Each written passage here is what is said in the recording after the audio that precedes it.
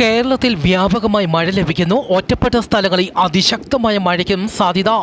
കേരളത്തിന്റെ കിഴക്കൻ മേഖലകളിലും എറണാകുളം, ആലപ്പുഴ, കോട്ടയം, ഇടുക്കി, പത്തനംതിട്ട ജില്ലകളിലുമായിരിക്കും ഏറ്റവും കൂടുതൽ മഴ ലഭിക്കുക.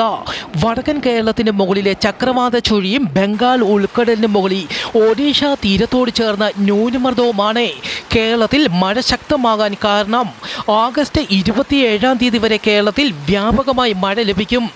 കേരള തീരത്തെ കള്ളക്കടൽ പ്രതിഭാസം തിരുവനന്തപുരം കാപ്പിൽ മുതൽ പൊഴിയൂർ വരെയും, കൊല്ലം ആലപ്പാട് മുതൽ ഇടവ വരെയും, ആലപ്പുഴ ചെല്ലാനം മുതൽ അഴീക്കൽ ജെട്ടി വരെയുള്ള തീരങ്ങളിലും ഉയർന്ന തിരമാലയ്ക്കും കടലാക്രമണത്തിനും സാധ്യത.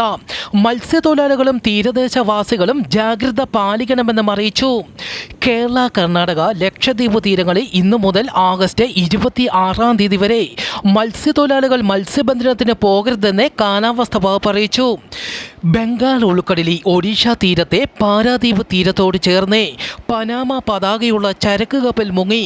കപ്പലിലുണ്ടായിരുന്ന 24 ജീവനക്കാരിൽ 2 പേരെ രക്ഷപ്പെടുത്തി 22 പേർക്ക് വേണ്ടി തിരച്ചിൽ തുടരുന്നു.